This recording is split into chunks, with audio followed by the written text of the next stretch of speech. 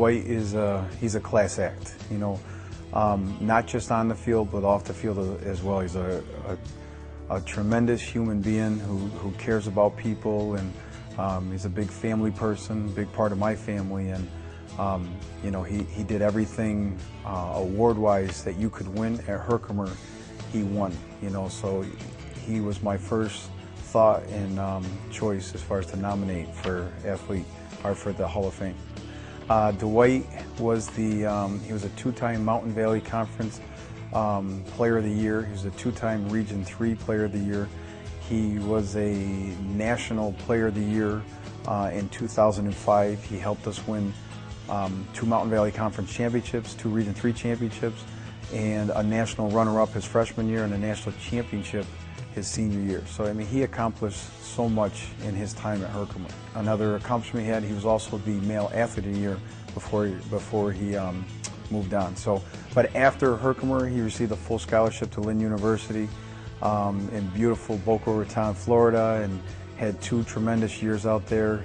His senior year, he was the Sunshine State Conference Offensive Player of the Year, which was the first time in Lynn University's history of ever having a player doing that. But he was so successful there, not only on the soccer field, which he was named an All-American for, but in the classroom as well, which he was an ESPN magazine academic All-American as well, which I'm so proud of him for that.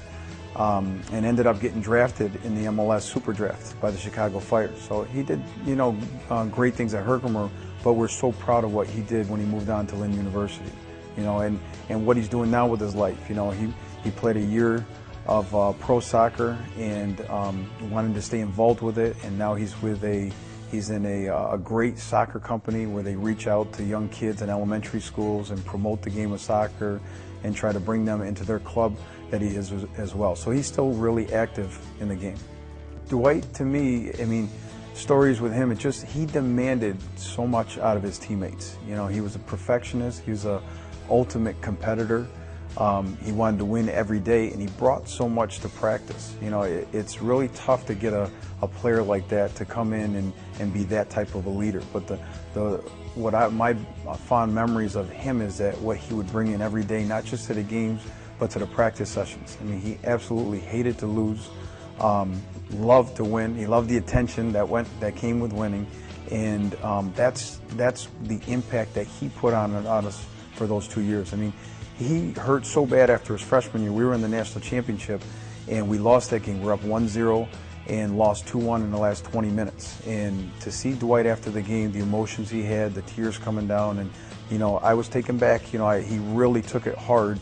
You know, the loss, but what he brought in his senior year, he told us from day one that we weren't going to lose, and we weren't going to lose in the national championship game. That we were going to complete our goal to win the national championship his senior year, and he was right.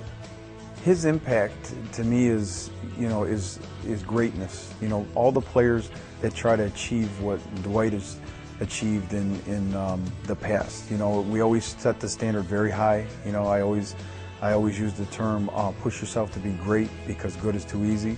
Dwight is he is what that saying comes from, you know, and I think our other players, when they look and they see the pictures, you know, the posters of the National Player of the Year and the plaques, and they look to his name, and I can't tell you how many players that I've recruited to say, I want to come in and do exactly what that kid did right there. And I told him that those are tough shoes to fill. I mean, he didn't just do it for 1 year, he did it for both his years and maintained that throughout his life. So that's the stamp that he put on Herkimer soccer. He had the rare combination of speed and strength and size and skill. I mean, he's 6'2", and he was a man amongst boys. And speed-wise, there's fast and there's exceptionally fast. And he had a gear that no other player in the country had.